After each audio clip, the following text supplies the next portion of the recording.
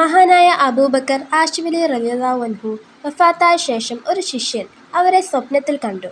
അവർ ചോദിച്ചു, നിങ്ങളെ അള്ളാഹു എന്തു ചെയ്തു? മഹാൻ പറഞ്ഞു, എന്നെ അള്ളാഹു അവൻ്റെ മുന്നിൽ നിർത്തി. എന്നിട്ട് എന്നോട് ചോദിച്ചു, ഞാൻ നിനക്ക് പുറത്തു തരാനുള്ള കാരണം എന്താണെന്ന് നിനക്കറിയുമോ? ഞാൻ പറഞ്ഞു, എൻ്റെ സൽക്കർമ്മങ്ങളായിരിക്കും. അപ്പോൾ അള്ളാഹു പറഞ്ഞു, അല്ല, ഞാൻ ആരാധനയിൽ നിഷ്കളങ്കത കാണിച്ചതുകൊണ്ടാണോ? അല്ല. എൻ്റെ നിസ്കാരം, നോമ്പ്, ഹജ്ജ് കാരണമായി? അല്ല, അതുകൊണ്ടൊന്നുമല്ല.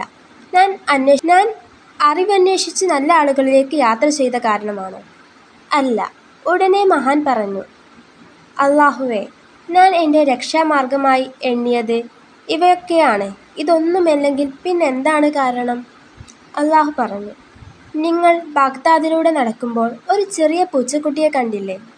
അത് തണുപ്പ് കാരണം ചുമരിനോട് ഒട്ടി നിൽക്കുന്നതായിട്ട്.